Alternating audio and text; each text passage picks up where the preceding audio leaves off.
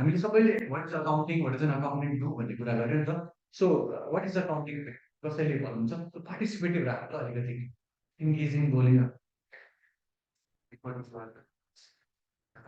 Okay समराइजिङ गर्नु summarise गर्नु okay अरू कसैले थाहा पाउनु चाहिँ डेटा एनालाइज पनि हुन्छ ओके नाइस पोइन्ट अरू कसैले decision making okay accounting decision making लाग्छ स्कुल। सो अकाउन्टिङको डेफिनेसन जुन हामीले किताबमा पढाएको त्यसैबाट के भन्यो भन्दाखेरि accounting is a systematic process of identifying recording classifying सरले भने जस्तै summarising analysing and interpreting financial information about a business or organisation. हामीले पढेको मैले चाहिँ सी पढ्नु हुँदाखेरि एक क्लासमा चाहिँ अकाउन्टिङ पढाएको फेरि ठ्याक्कै यही डेफिनेसन पढाएको थियो मलाई होइन। त्यतिखेर बुझाएको थियो कि मैले के भने अकाउन्टिङ खासमा भन्दा चाहिँ यही नै हो होइन। तर हामीले डेफिनेसनमा थाहा भएको चाहिँ गाह्रो हुन्छ। अब हरेक शब्दको के छ मिनिङ छ कि आइडेन्टिफाइङ होइन recording क्लासिफाइङ समराइजिङ analysing and interpreting financial स्टेटमेन्टमा एक घन्टाको लेक्चर गर्नु सक्छ होइन। भनेपछि अब हामी ड्युरिङ द पुरै प्रोसेसलाई के भन्छ हरेक वर्डलाई चाहिँ अहिलेसम्म हाम्रो थाहा छ हामी बुझ्ने प्रयास गर्छौँ हरेक वर्ड है। अकाउन्टेन्टले के पनि गर्दैन त अकाउन्टेन्टले चाहिँ हाम्रो एउटा इक्जाम्पल दिए एकदमै अनरिलेटेड इक्जाम्पल कुरा होइन। अकाउन्टेन्टको काम चाहिँ अर्गनाइज गर्ने हो। अनि जस्तै खाना बनाउनलाई रेसिपी चाहिन्छ भने होइन खाना बनाउन रेसिपी चाहिन्छ भने अकाउन्टेन्टको काम चाहिँ टक्कसँगले चाहिँ त्यो प्यान्ट्रीमा सजाएर टक्कसँगले चाहिने बेलामा फुत्त निकाल्न सक्ने हिसाबले अथवा स्टक त्यो छ कि छैन त्यो हिसाबले चाहिँ राख्ने जसको के हो त अकाउन्टेन्टको काम थियो। फर इक्जाम्पल मलाई पास्ता बनाउनु पऱ्यो मैले गएर पास्ता मसला बनाउनु पऱ्यो आधी घन्टा लाग्यो होइन भोक लागिसक्यो सक्यो।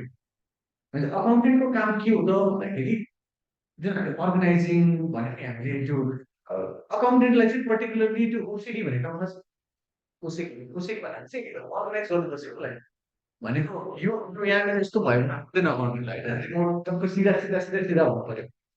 इक्जाम्पल्सहरू के हुनसक्छ भन्दाखेरि फाइलिङ कसैलाई राम्रो हुनु त्यतिको भएर। सो जेनरल पब्लिकले when they think about an accountant के सोच्छ त भन्दाखेरि यो त अब मान्छेले चाहिँ यसलाई सबैको टक्क टक्क टक्क चाहिन्छ होइन सबै नम्बरहरू टेबल टक्क टक्क टक्क चाहिन्छ त्यतिखेर ब्यालेन्स सिट पनि एकदमै डिफ्रेन्स हुँदैन।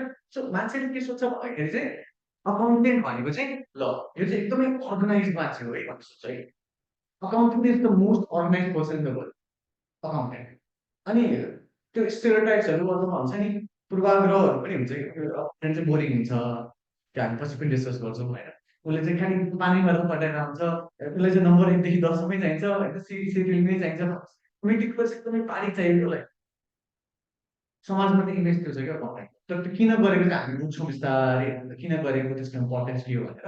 सो अकाउन्टिङ भनेको चाहिँ के रहेछ त अर्गनाइजिङ समराइजिङ होइन त्यो सबै वर्ड्सको चाहिँ हामी के गर्छौँ इच हामी ल 45 डेजको एन्डमा चाहिँ यो होइन जान सक्छ। अर्को भनेको चाहिँ accounting is the language of the business भन्छ क्या जसरी हामी जस्तो म अहिले चाइना गयो भने म कम्युनिकेट गर्न सक्छु सक्दैन।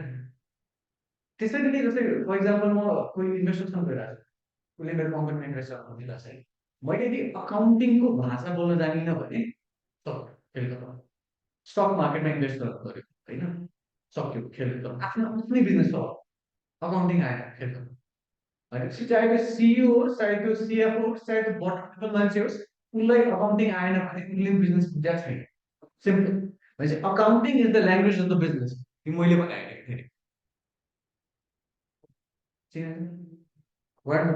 सबैले चिने सबैलाई उहाँले भन्नुभएको accounting is the language of the business. उहाँ अकाउन्टेन्ट त होइन उहाँ के इन्भेस्टर त कोका कोला अनि यो एकदम फेमस कम्पनीजहरू टन्नै बिलियन्स अफ डलर्स पनि नेट गर्छ भने उहाँले के भन्नुभयो सत्यता त होला नि त होइन। सो उहाँले के सोच गर्नु छ भने यदि you want to know how business work if you want to know how economy works कुनै पनि बिजनेस गरेर चल्छ भने चाहिँ यदि अकाउन्टिङको नलेज थाहा छैन भने बुझ्न सक्छ। ठिक छ यहाँसम्म हामी क्लियर छौँ है अकाउन्टेन्ट भनेको के हो भने अकाउन्टिङ भनेको के हो भन्ने कुरा भयो।